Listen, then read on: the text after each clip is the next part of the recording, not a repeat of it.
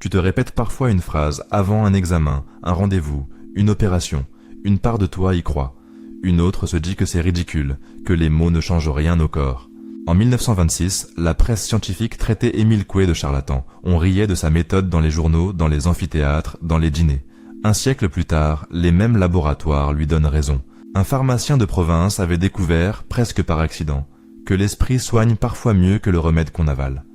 Personne ne l'a cru. Personne, à l'époque, n'avait les instruments pour vérifier. On l'a moqué, on l'a caricaturé dans les journaux satiriques, puis on l'a rangé au fond des bibliothèques, comme une curiosité un peu naïve d'un autre siècle. Aujourd'hui, dans les hôpitaux les plus sérieux du monde, on retrouve exactement sa méthode, sous un autre nom, avec des IRM en plus, mais la même loi silencieuse au fond. Nancy, fin du 19e siècle. Émile Coué tient une pharmacie modeste, entre les bocaux étiquetés et les balances de précision.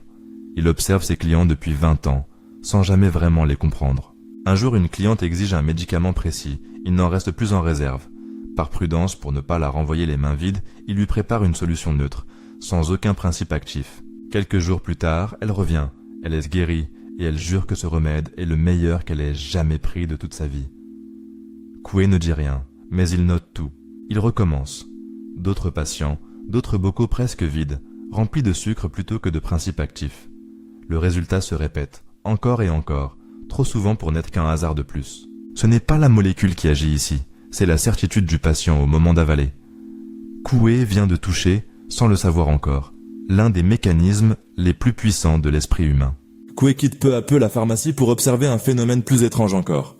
Plus on veut fort quelque chose par la seule volonté, plus l'échec, curieusement, devient probable. Il propose une expérience toute simple, qu'il répète devant ses patients. Poser une planche large, posée au sol, dans une pièce ordinaire. Tout le monde marche dessus sans trembler, sans même y penser. Maintenant, place la même planche entre deux toits, au-dessus du vide. Les mêmes jambes, qui marchaient tout à l'heure sans effort, se mettent soudain à trembler. Certaines se figent complètement. Rien n'a changé dans les muscles, rien n'a changé dans la volonté, toujours aussi forte, toujours aussi déterminée. Une seule chose a basculé, l'image mentale, et l'imagination, dit Coué, gagne toujours contre la volonté. Il baptise cette loi l'effort converti. Elle est simple, presque évidente une fois énoncée. Et pourtant le monde scientifique de l'époque, sûr de lui, refuse catégoriquement d'y croire. Pendant des décennies, Coué reste une note en bas de page, un nom qu'on cite surtout pour s'en moquer, dans les manuels de psychologie sérieuse, entre deux théories jugées plus respectables. Puis la recherche sur l'effet placebo prend enfin les instruments qui manquaient à Coué de son vivant. Imagerie cérébrale, essais randomisés, cohorte de plusieurs milliers de patients suivis avec rigueur. Des chercheurs de Harvard testent quelque chose d'absurde en apparence. Donner un placebo à des patients, en leur disant clairement, sans mentir, que c'en est un. Les symptômes reculent quand même, mesurablement. Ce n'est pas le mensonge qui guérit ici, puisqu'il n'y en a pas. C'est l'attente installée dans l'esprit, répétée, acceptée sans lutte. Exactement ce que Coué décrivait en 1910, dans l'arrière-boutique d'une pharmacie de Nancy. Le charlatan avait raison avant l'heure, un siècle avant que la science ait les outils pour le vérifier. Restait une question, la seule qui comptait vraiment. Comment utiliser cette loi, sans se mentir, sans magie, juste avec méthode. La méthode de Coué tient en une règle simple, presque déroutante de simplicité.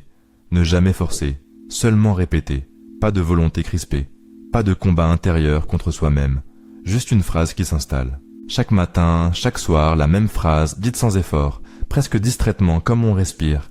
Tous les jours, à tout point de vue, je vais de mieux en mieux.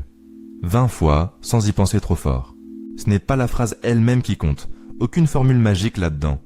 C'est la répétition sans résistance, qui laisse l'image s'installer précisément là où la volonté, elle, échouait à chaque fois. C'est exactement là que la science moderne rejoint, un siècle plus tard, le pharmacien de Nancy qu'on avait pris pour un charlatan. L'esprit ne se commande pas par la force, il se cultive patiemment, par la répétition. Alors, la question n'est plus vraiment de savoir si Coué avait raison. La question c'est, quelle phrase te répètes-tu chaque jour, sans même t'en rendre compte? Dis-le en commentaire.